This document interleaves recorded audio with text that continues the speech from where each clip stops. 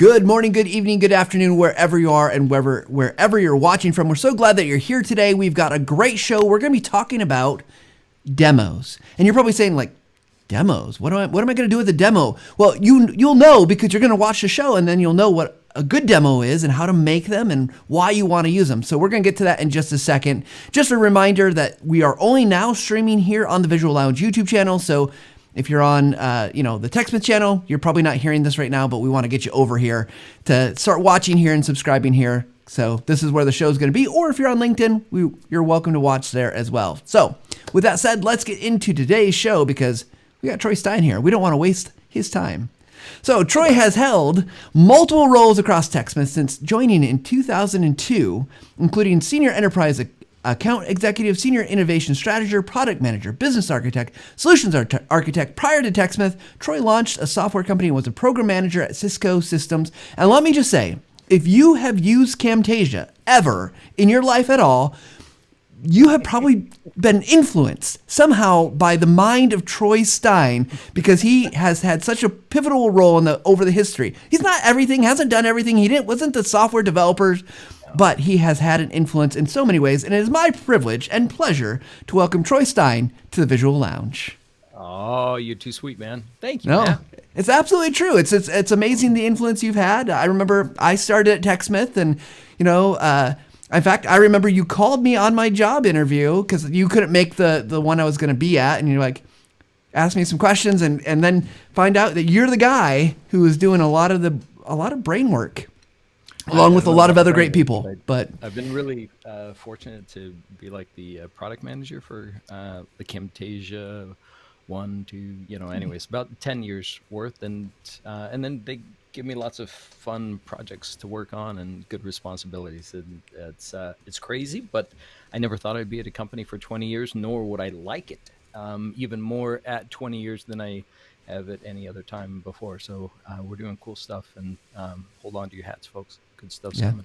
Yeah. Hey, Troy, we're getting a comment. Just if there's a way to bring up your volume just a little bit, I can also just be a little bit better. No, I'm just kidding. Yeah, I think I got you too. So anyway, so Troy, tell us a little bit. We'll start broad. We'll go down. But what are the kind of things you're doing now at TechSmith? What are you involved in? So I've got 3 groups. I dabble just a little bit in some of the marketing stuff because of a solid understanding of Camtasia's customer base. I've got an amazing group called the Customer Education Team. So if you have watched any of the outstanding tutorials, been part of the webinars, read our documentation, that's that team. Yes, they are as awesome as you think. The next group is the research group. They are my get out of jail free card. So we don't make too many big decisions at TechSmith without inquiring from the customers and trying to deeply understand what they want, what they need, what they dream of, what they are afraid of, and what's really important to them. So the research team helps us to make better and better decisions, product-wise and even strategy-wise. And then the customer success team is a group that works specifically with our larger customers. When they buy a whole bunch of Camtasia or a whole bunch of Snagit, we help understand what it is that they're trying to actually make different about their company, what they need in terms of onboarding their users, the training, even the internal marketing that they need.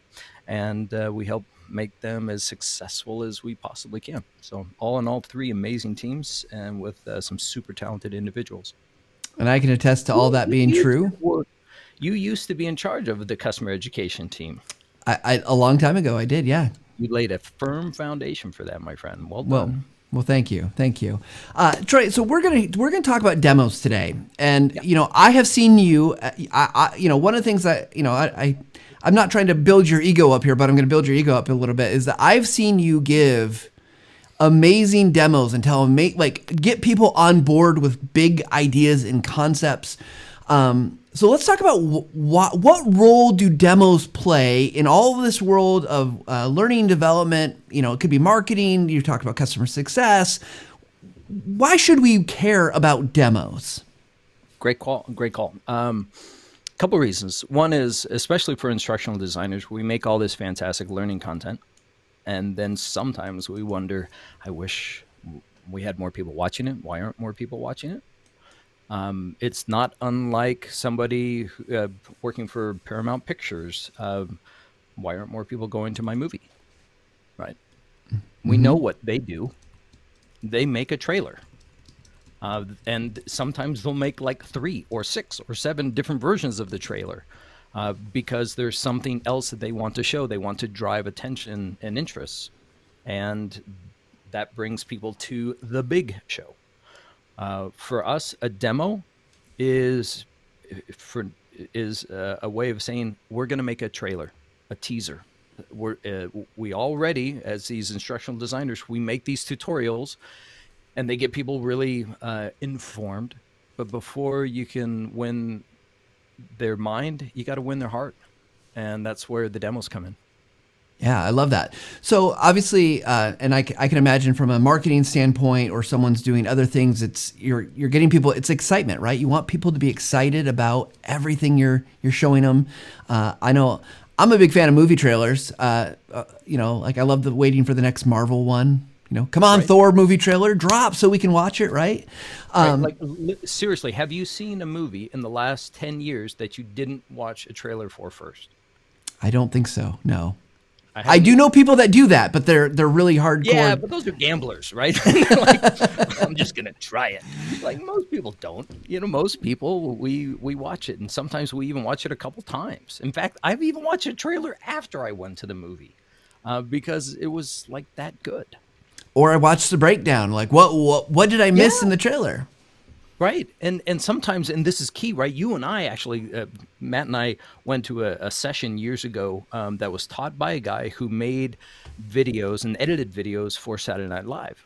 And one of the things that he taught us was when you're making a trailer, it doesn't have to be a perfect replica of what your actual movie is. In fact, sometimes they'll like move things around and switch it around, and because you're trying to like create a little bit of cognitive dissonance, like, wait a second, what, how, why?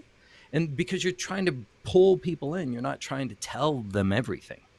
So yeah, the teasers and the trailers aren't necessarily meant to be wholly instructive. They're supposed to grab your attention and make you want to learn more. So with that, Troy, let me ask you this, and especially in the world of like when people are they're teaching either software or selling software, doing whatever, it's I think a digital format. How important is it that it's accurate? I think one of the things I think we could probably talk about, and we should talk about, is length of it. How long should a demo be comparatively to like Yeah. whatever we're trying to show? But like the value of having it be like kind of click action accurate, is that important, or like what should we be showing? Never lie. My mom said that, and she was right. So you will, out of necessity, cut things out of a tutorial. I am of the opinion you can take a tutorial and make a demo out of it. If we have time, I'll show you one approach of how to do that. But when you're telling part of a story, out of necessity, you're cutting things out. And it's okay to do that. It's essential to do that. Samuel Clemens had this great line. He said, I didn't have time to write you a short letter, so I wrote you a long one. And the long version of things is the tutorial. The short version is the demo, right? And so you're going to cut things out, and it's okay to remove things. It's also okay if you don't show everything, but in my opinion, you got to show at least the critical thing, right?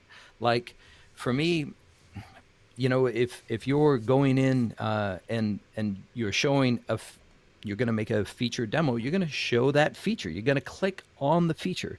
You're going to show what happened before and what happened after.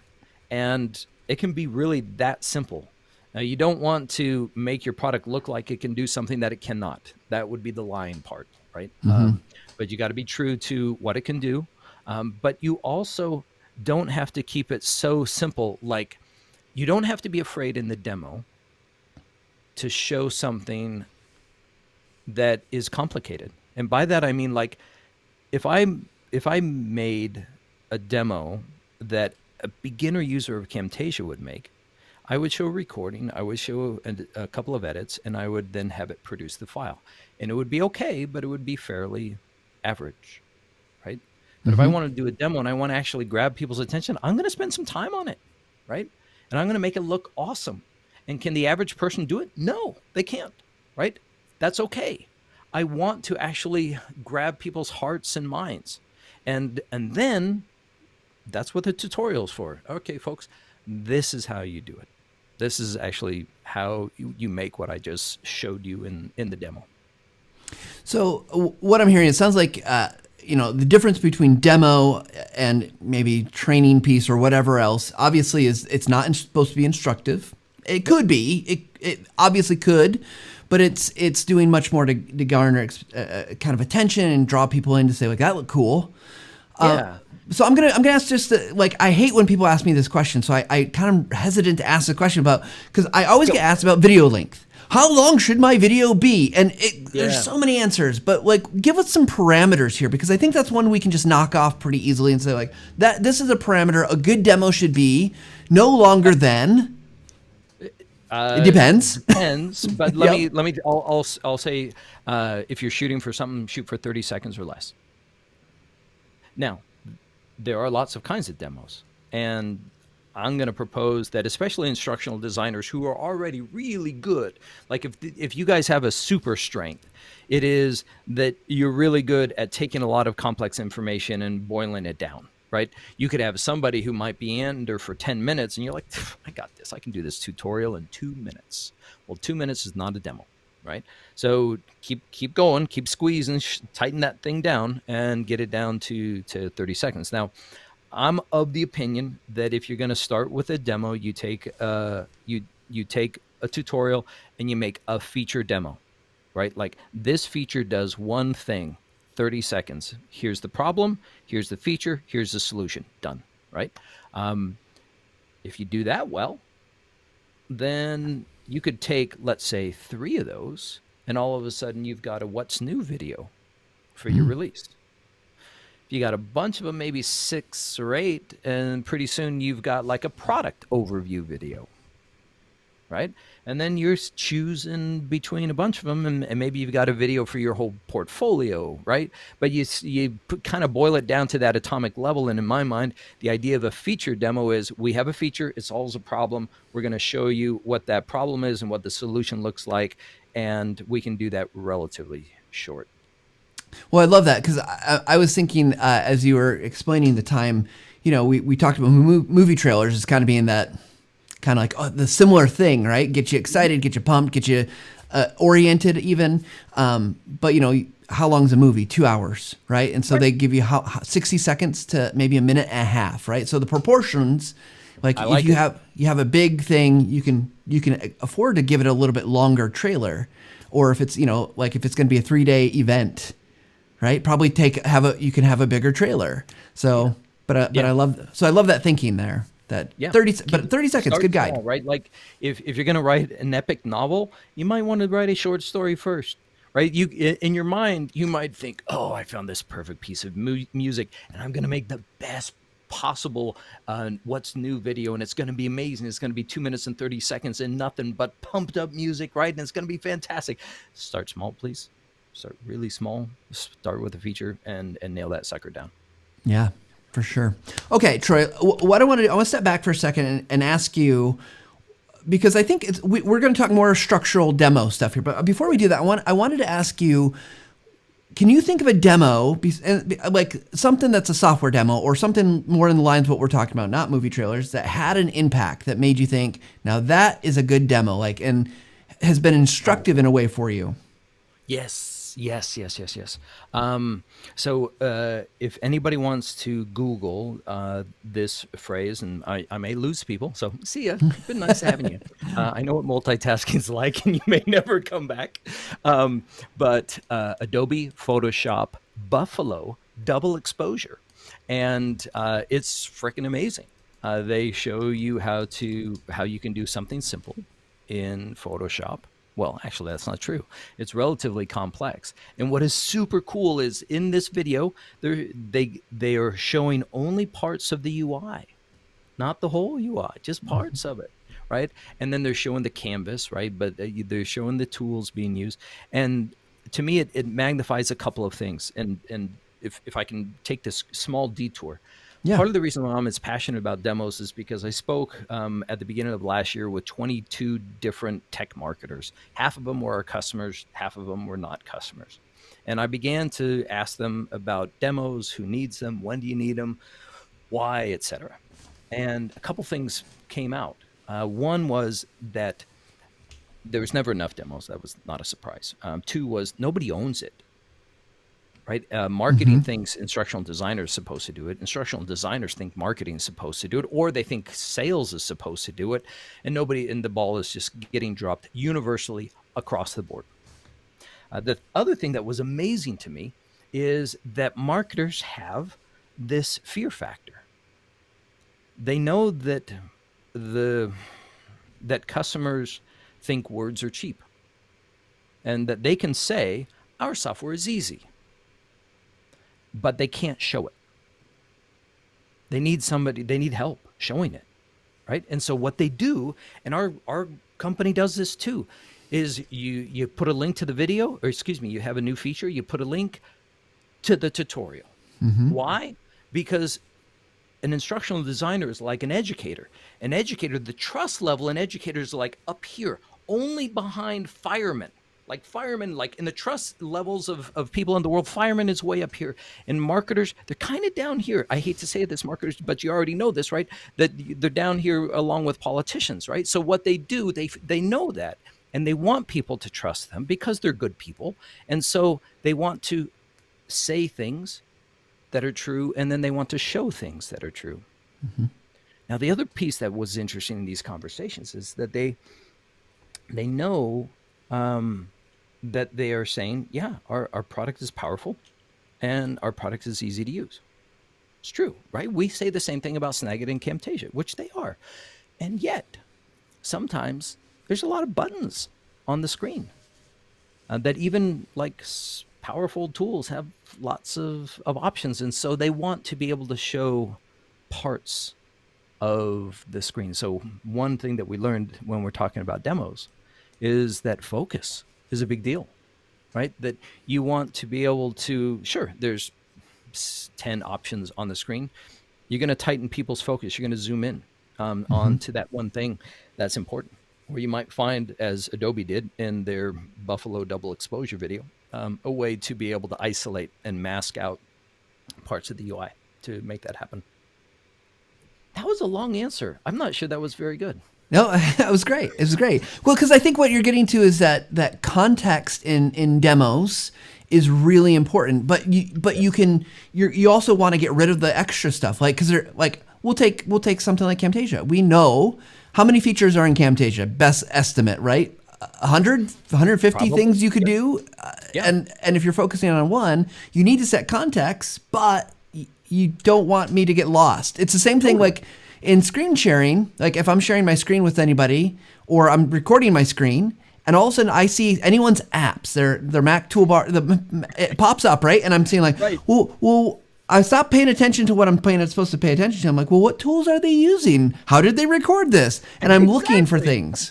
Right. It's like let's say I run a web application, and if you looked at my browser right now, there's at least 15 tabs and a toolbar with my shortcuts underneath that.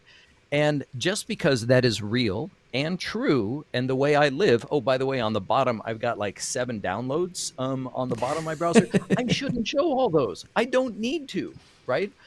So either clean up before you do your recording and do your demo, or thank you, Camtasia. There is a way of cropping stuff or zooming or masking, right? You can do all of those things to be able to draw attention to just parts of the screen.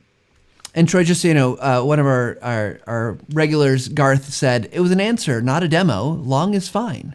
So we can go on we got time. We're good on long answers here. Okay. Cool. Until we get to speed round, Troy, and then all bets are off. It's got to be cool. Snappy. For speed round then. Okay. So let's talk about the realities of this. So I mean, we've talked about kind of the timing. There's kind of talks about some bits and pieces that go into demos. Right. But if you're tasked with this process of you want to make a demo. Help me get started here, because I imagine, like, I know video pretty well. My first inclinations, analysis, do like an audience stuff, but like, where would you start if you want to make a killer demo? You want to get internal or external people excited. Where does Troy Stein start? Well, I can tell you that if you start, people are going to love that you're starting, because everybody knows that the job needs to get done and nobody's doing it. So anything that you're going to do for them is going to be gravy. What I would start with is definitely a feature demo, a teaser, if you will, right? I'm going to show one feature and I'm going to show that it solves a problem. Choose a feature and then ask yourself 2 questions, well, maybe 3. The first question is, who am I making this for? And make sure that you understand that pretty clearly. Usually it's a prospect, but then, okay, what's their job? What do they care about, right? And so who? Second is when. Like, when does somebody need this feature? Under what circumstance? Because you're going to have to demo the thing anyways, right? You're going to have to, do a setup. Like, there's a problem in the world. We solve that problem. So usually the when is, let's just say that you have a problem. We're going to demo Microsoft Excel and demo that sometimes the spreadsheet is so long, right? And that's pretty easy to demo, a big, long spreadsheet. And then the feature, so what the feature is it's a filtering tool. So it makes the spreadsheet shorter and more easy to go through. So who are you making it for? When is that feature being used? And the problem that it solves, right? As long as you know that, you're pretty good to go. So what I would do, and what I generally recommend, is a fairly simple process. You got an intro, you got an outro. Intro, you're going to give the product name and state the problem. So if it's Excel, spreadsheet's too long, something like that, right? Outro, you're going to state the product name and the feature that solves the problem that you just talked about, okay? So you took care of those 2 things. And then it's as simple as showing the problem, doing a real tight zoom into the feature. And it's okay to be almost extreme in that zoom, but like, this is important. This is the feature that does the magic. And then the solution. Like, once we click this button, this is the stuff that happens afterwards. And so you can break it down, right? Video that shows the problem, zoom into the feature, the big click, as I call it, boom. And then what happens after that? Well, I love that idea. Big click. I can show an example. I know it won't be great for the good folks that are picking this up as a podcast, but if you want, I can. Before we do that, I have a question. I definitely want to show that, so we'll set that up in just a second. I'm curious. You intro outros, right? Like, one of the things I noticed that oftentimes people don't like using the same thing. They want to be creative. They want to do stuff. Should you, like, if I'm doing for a product, should I always do the same one? And for my company, like, intro, outro, should those be consistent? Yes, at least for a year, right? Or longer. Like, if there are people that I follow on YouTube. One of them's gentleman's Peter McKinnon, and he's got an intro sequence that he runs at least for a year. Every maybe 2 years, he'll refresh it. And that's fine, right? And that's for a YouTuber, right? For most corporations, our branding shouldn't change that much. And even if it does, it's okay because at the heart of the content is the message itself, and you're going to be just fine. If you keep to the company colors, by the way, most marketing groups don't actually have video guidelines. They have branding guidelines, like here are our colors, here's our font, don't put our logo too much closer to any text. I get that, and that's important. But nobody has, very few have video branding guidelines. So if you take their normal branding guidelines and just introduce that as part of your video process, you're probably going to be just fine 99% of the time. Yeah. Got a preview there. I started to play the video. Right. Hit the wrong button. Good looking demo. Hey, let's watch it, Troy. So set us up for those who are listening on the podcast. What are we going to see? What you're going to see is a short demo. I think it's 16 seconds. I was going for short. I was thinking like, could this be something that might actually work on social media? And it's a single feature. It happens to be in Camtasia on the Mac only at this point. But basically, it's solving a problem like, I made a recording and I had a stupid pop-up come up. Yeah, it's a common problem, and I love this feature. So, if anything else we should know, or are we good to watch it? I'll hit the right button this time, I Maybe promise. with Camtasia, I'll show you the template and stuff later. But yeah, it's simple enough. All right, here we go. Let's watch it.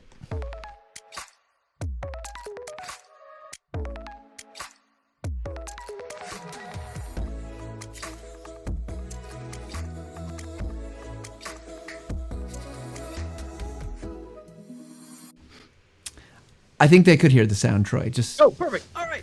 so. Okay. But yeah. So very simple, right? Like I saw your intro, I saw your outro, telling problem, feature, and you did the thing. Right. So set up, you show the problem. In this case, a pop-up came up in the recording, and it's possible somebody might be like, that was kind of fast. And, yes, it was. It may have been too fast. It's possible I could have gone for 20 seconds, but I also found a piece of music I kind of like that piece. So you find a good piece of music that matches your tone. But if you have to err on going a little too fast versus a little too pedantic or a little bit too slow, go a little bit too fast, because it is, after all, a teaser, and you're not actually giving instructions there. Yeah, well, and I love that. That's the difference, right? It's like it's a different mental model to wrap our heads around that. Because I come from the instructional design world. Like that's what I've been doing for decades now, and it is a very different thing. So one of the things I want to ask about this, Troy, because I can see I'm getting some echo. So I think, hang on, I opened Camtasia and everything changed. I was going to get ready to show off the templates. I don't know. Well, I think it's gone now. Anyway, one of the questions I want to ask you is, because I come from the background, and you were very generous to say instructional designers are really good about distilling information. But I think, and this is broad generalization, so I want to be careful here. I think we also, as a profession, we are very interested in being so helpful that we want to give you so much, right? Like I want to make sure I don't lose you along the way. Because it's, heaven's sake, if I lost you, I would feel bad about everything in the world, right? Like, so how do you get to this point where you're merciless at cutting? Because I think to get to 16 seconds, right, you have to cut it. I love your word, merciless. It is so true, right? So many of us are previous teachers. And the idea of losing a child in the education process, we get scared by that, right? Like there's something wrong with us if we leave one of our children behind.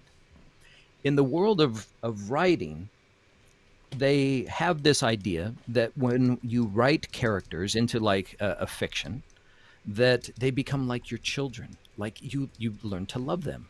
Mm-hmm. And sometimes that character, that sheriff that you wrote in the back county of Mississippi, they're not going to make the cut, right? The editor's like, no, they're confusing. They're missing things up. You have to, quote, kill your children. What a horrible phrase, but it is merciless, right? Mm-hmm. It is, as you say, merciless. You have to be able to say, it almost hurts me to cut this out. Right? If I'm going to do a product overview video that demonstrates the awesomeness of my product, how could I possibly cut out these 7 things when there's 15 amazing things about the product? If you can't cut it, nothing is going to shine. You have to cut, and it has to be merciless. It is. Yeah, and I imagine it also, with a demo, it really helps, going back to what you said kind of up front. If you know your audience and you know the problem, it's like focus on that. Like it allows you to really narrow deep. Whereas maybe an instructional video, there's things like, do they understand how to log in? Do I need to teach them how to log in? I don't know. Right. And the problem that we so often struggle with is, especially when it's for a prospect, you're like, well, anyone could use my software. And so I'll just keep it really generic. And you're like, no, you shouldn't. You really shouldn't, right? Like in Camtasia, there's a blur tool. And you could think, well, a blur tool would be perfect for somebody who has to, let's say, show a web application and you need to blur out passwords. Okay. If you're a designer, that blur tool is perfect if you want to put like a layer of haze over the screen so that your text shines out in front of you really nicely, right? But those are two different uses, right? You have to know who your audience is and when it's useful, and you can't tell them both. Not in a demo. You choose your audience and you tell one story with that demo. And if it means that you have to make two different demos, that's okay, right? I can make a demo for instructional designers. I can make a demo for security people who need to remove out passwords and stuff like that with the blur. So Troy, one of the things you mentioned earlier, and I want to go back to, is you talked about like this idea of like you could build like 3 demos and you could have like kind of a kind of what's new video, right? Yeah. Like you could It's like concatenate. they're molecules, right? You're combining them together over time. So if you were charged with making, a company comes to you and says, Troy, we really like what you're doing. We want you to make some demos for us. And oh, by the way, we're also going to maybe do these other things. Would you start with the demos, or would you start kind of the bigger picture, bigger thing, and then boil it down? Which order should we be thinking about this? Because I imagine there's challenges both way, right? If I start with a bigger, like what's new demo, or Right. what's new kind of video, I have to, the mercilessness comes back, and I have to really, it's really harder. But Yeah. if I'm taking small separate pieces, now I got to fit them together so it feels like they flow. To me, it's that is a little bit of a philosophical question, right? Like, do you start in We small ask the chunks hard and work your questions way here up? about life. Yeah. Deep thoughts with Troy Stein and Matt Pierce. This may be shallow, but in my mind, you start small because you're not going to get it right. And even if you think you're going to create this amazing, beautiful demo of that is a product overview, you're still going to have these building block pieces of it. And so start small, get good at it, learn how to make one feature shine and two features shine, and then combine them together. And then over time, you'll have you'll have the skill, right? You'll have the skill of storytelling because you've been working on telling very, very short stories. Then you'll also have video editing skill. And then you can begin combining them together. And also, the story will develop. The broader story will develop over time. You'll understand that bigger story. It doesn't mean that you can't be writing the big story as you go. Don't get me wrong. But I'm a big fan of momentum. And if you can start building a little bit of momentum and you get that flywheel going, you got Big Mo working for you, right? And that gives you the power that you need to get over that finish line on those big projects, because just starting with that big project is like eating an elephant. It's just not going to happen, or not going to happen well. Even Yeah. if you outsource it, which a lot of people do, they'll outsource it. And I've talked to a bunch of these marketers and like, yeah, that took like 3 to 6 months.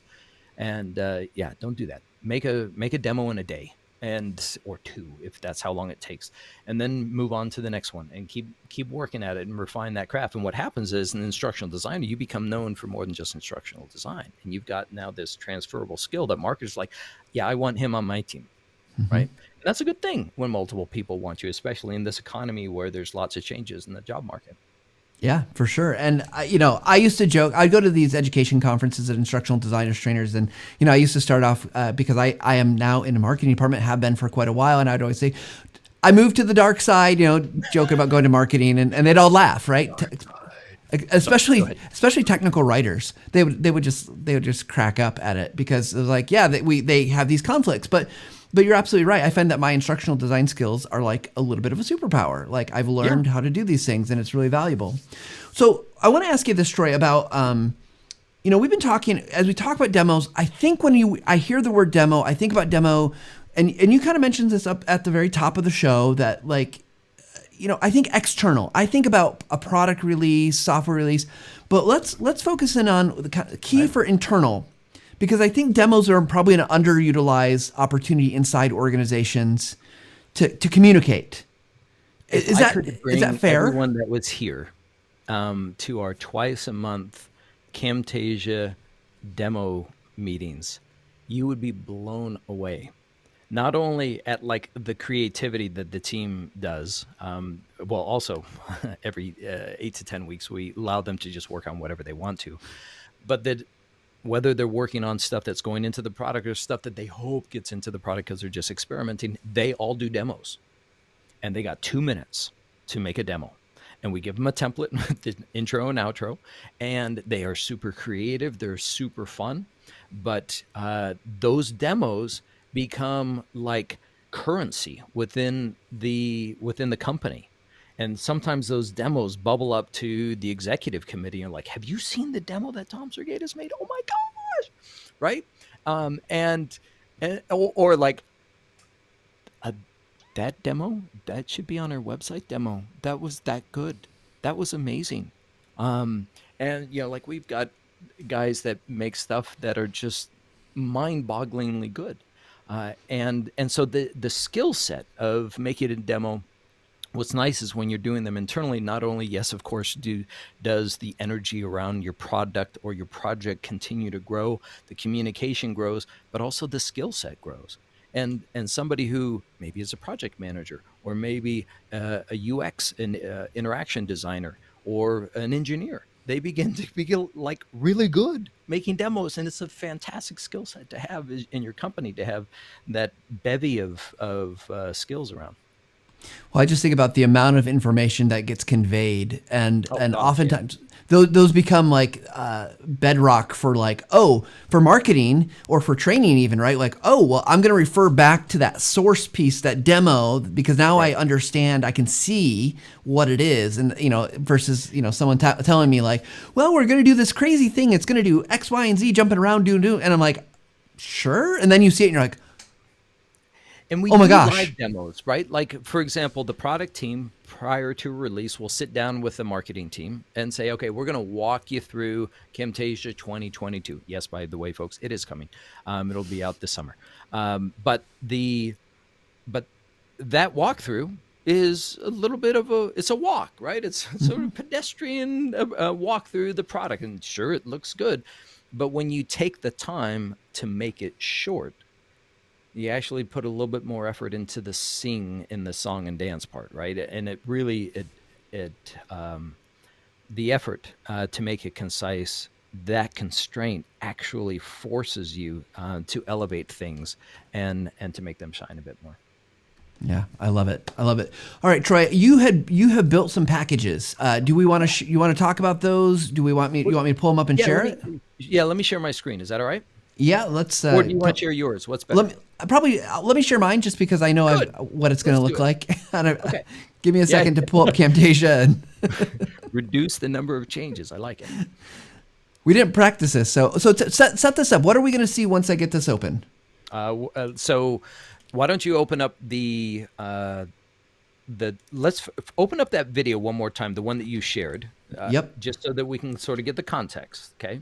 Yep. And then do you want to be able to talk it over it? 3, 5, 6, or 3, 6, 9, 12, something like that. Just a few seconds at a time, so that we can sort of nail the key components. There are 5 components: intro, outro. Cool. Those are simple. Then well, actually, to be honest, it's really just 2 others in the middle. There's the problem, and then the feature and solution. I kind of couple those 2 together, but problem, feature, solution. Let's just. Okay, let's see what we got here. Okay, cool. There's your intro, right? Product, name, and the problem. There's a problem, which is that there's alerts on the screen and you need to remove them. I'm not saying I nailed it with it, but it's simple enough, okay? Well, and I love that's grabbing. It's grabbing you, right? That motion, it's not just a static thing either. So I think that's motion important. Is kind of magic. Yeah, it is. I agree. Okay, so next scene is where we set up the problem, where somebody's doing a recording and on comes the alert. Cool. Strong cut to the next side. Go ahead. And it's then dragging that on. Now, I think, honestly, I probably would have done a better job. I should have zoomed in harder. I really should have on that freeze region on that one. I should have done, so version 2 of this video will have a harder cut or like a real zoom in into that feature. But you're seeing the feature in action, right? And then go ahead and play it, and you're seeing what essentially is the solution to the problem. And then the solution has a name. It's called freeze region. That's it. Okay. So Awesome. if you go into the template that I made. I think I made a One. template and a package. For those of you who don't know, and I saw somebody in the comments say, "What has Troy actually done? Like, what feature has he worked on?" And one of the things that I was a big proponent of is the templating and the packaging and being able to make it so that what one person makes, the rest of the group can make. So running through and sharing that. Thank you, sir. Matt, why don't you zoom in on the timeline a little bit or make it a little bit bigger? There we go. And perfect. And then do you know how to increase the size of the tracks? You bet. Oh, you are so good. And I actually, Okay. we'll keep going, because I've got other things No, I could go say, but for no. it. Oh, no, Here we this is go. where I've got my hotkeys. You get your hotkeys set up but that's a whole nother story. I got to remember where they are. All right. So, All okay. right, so the first part, if you click on that first part there, right? So click in there. And now over on the right-hand side, oh, no, sorry. I didn't mean to have you click into the group because you shouldn't have to. What Matt's doing is he went inside the group, but I just want you to single click on that. Yep. Single click on that group there. And then on the right side are the properties. If you move your mouse cursor like maybe to 3 seconds into on the playhead, yeah, move that over a little bit. And then they can see, keep going. And there you go. So now you can see where some text comes in. But if you've got, using the properties in the right hand, we set it up so that you can put in your text in there, your product name, your problem statement, and you can put your logo in there and change your colors. Matt, I think if you have a theme installed on your product, do you have like an Audiate theme or anything like that on there? Woo, look at that. Okay. Okay, so you can see how it sort of adjusts as you go. And then basically what I have on there, yeah, sure, go ahead and play with it. Yeah, oh, yeah. If you don't use theming, they're pretty great. It makes life a lot easier for you to adjust pretty much anything. There you go. Look at that. That's pretty slick. So, but that's all in the spirit of saving you time, right? So you're doing Right, multiple of right, these. right. But I And, love it, and right? Because that's one of the challenges when you get in a video. What do I do? What do I put in the beginning spot? yeah. And then so what do I put? We have placeholders. I call this a placeholder for the problem. And then the next placeholder is a placeholder for the feature and the solution. Because and then at the keep going, and then there's an outro that also you can put the name of the feature. And then to the right, just so you could play with it, there are two clips.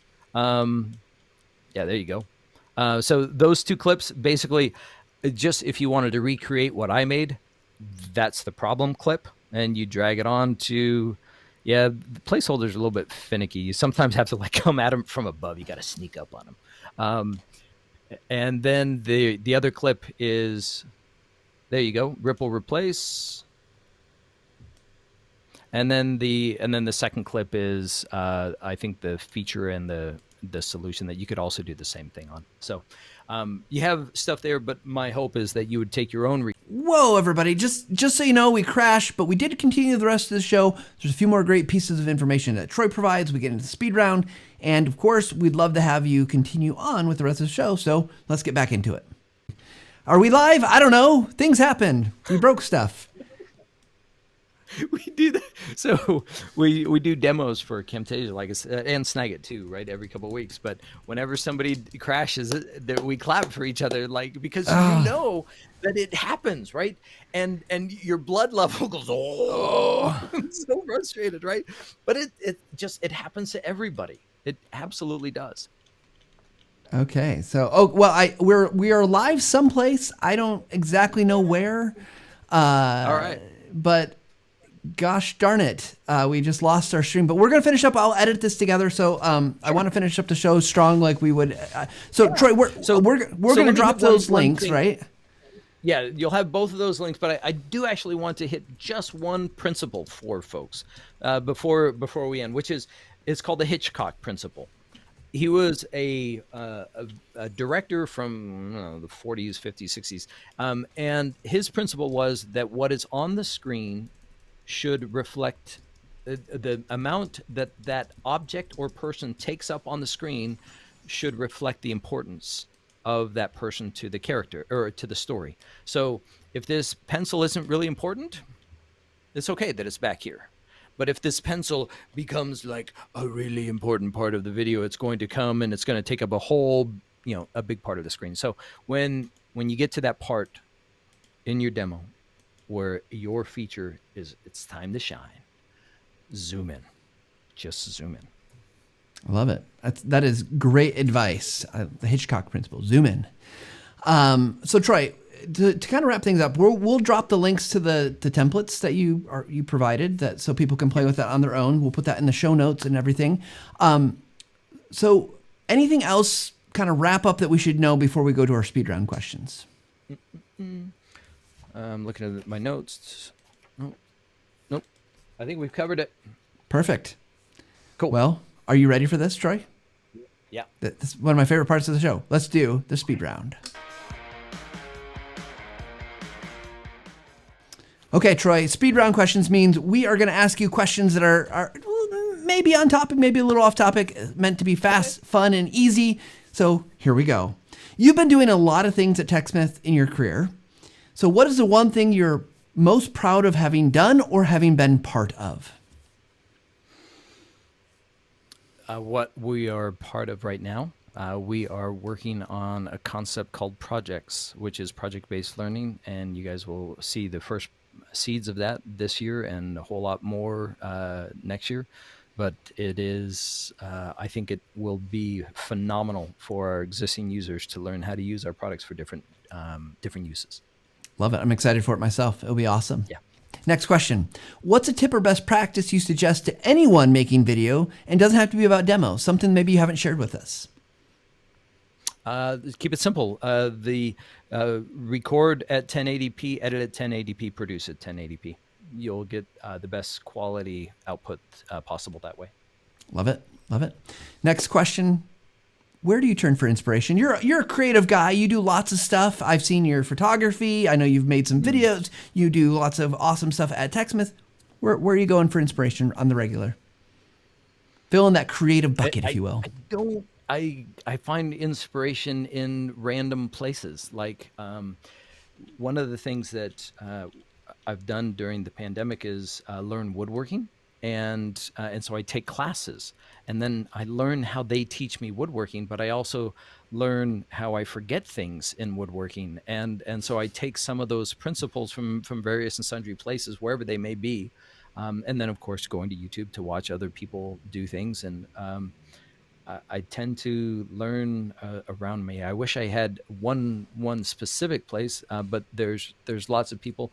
I think Adobe does fantastic work. Apple does great work when it comes to demo. That's for sure.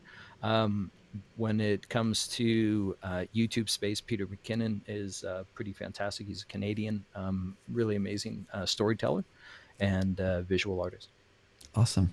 All right, Troy, our last speed round question, one that consistently we're told is our hardest question to answer. So get ready. What's one question you'd like to ask me? I got to ask you all these questions, and now you get to turn the tables. Where are you going in May? In May, well, first and foremost, I'm going to Grand Junction, Colorado, and I'm going to ride a bicycle to Moab, Utah, which I can't believe I'm doing it. It seems insane, but it's going to be wonderful. Going with a good friend, several good friends, and it'll be pretty awesome. Are you ready? No. I am. Here's the thing about this is why. There is a huge elevation gain when you go from Grand Junction to Moab. And up and down throughout their whole route, it's like 4,000 feet in elevation that you have to climb. Not all at once, but there's a lot of that and it's up and down. We live in Michigan, and where I live is particularly flat. Lowlander. There's like no great hills. In fact, I was talking to my good friend, and he's like helping me get prepared and tell me like what I should be doing for training. He's like probably the most elevation you're gonna find is going over an overpass. You should probably just keep going ride up and down the overpass. And I'm like, well, I mean, I know if I go north, if I get out of my kind of the space, but it's really hard during the week to go and drive up, to Traverse City or something like that. So yeah, I'm not quite ready. I've got a month. So you're going to be awesome. If I don't come back, you guys know what happened. We'll Matt, find someone else to host the show. This This has been fantastic. I appreciate everybody's time and attention. I hope it was worth their few minutes. Absolutely, Troy. We're so grateful for your all the suggestions you provided, the great ideas, and we love working with you. So thanks for being here on the Visual Lounge. Anytime. All right, everybody. Thank you so much to Troy Stein for being here. We're sorry about the technical glitch. We'll make sure we do the magic of editing and bring this all together at the end. However, if you like the show, make sure you like, subscribe, and click the bell so you get notifications. So when we do go live or we put up new content, you can get notified, because that's something we want you to do. And, tell us in the comments. Let us know. Did you like this episode? Did you like the topic? Is there a topic that you'd like to see? Because that helps us continue making awesome content that is going to allow you to continue to grow in your abilities and skills as well. So with that said, make sure you're taking a little bit of time every single day, a little bit every time, every week, to get a little bit better, to level up and improve your skills, whether you're making images or videos. We'd love to see what you're doing as well. So thanks, everybody, and we'll see you guys next week.